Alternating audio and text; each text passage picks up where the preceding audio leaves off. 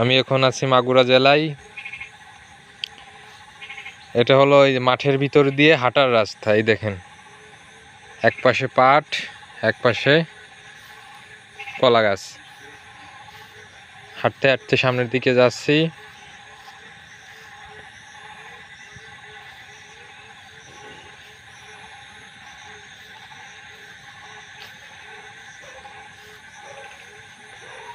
এই জায়গায় একটা ছোট আম গাছ আছে, কলা গাছ আছে এবং পাটের চাষ হচ্ছে। ওই পাখি উড়ে গেল দুইটা, কি অপরূপ দৃশ্য। হাঁটতেও অনেক ভালো লাগে। এই যে খেজুর গাছ, ছোট ছোট খেজুর গাছ, এগুলো বড় হলে রস হয়। আমরা জানি খেজুরের রস থেকে পিঠা পায়েস, পাটালি তৈরি করা হয়।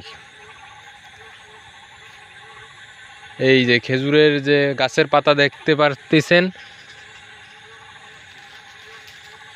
এই পাতা দিয়ে কিন্তু পাটি বানানো হয়, মাদুর বানানো হয়।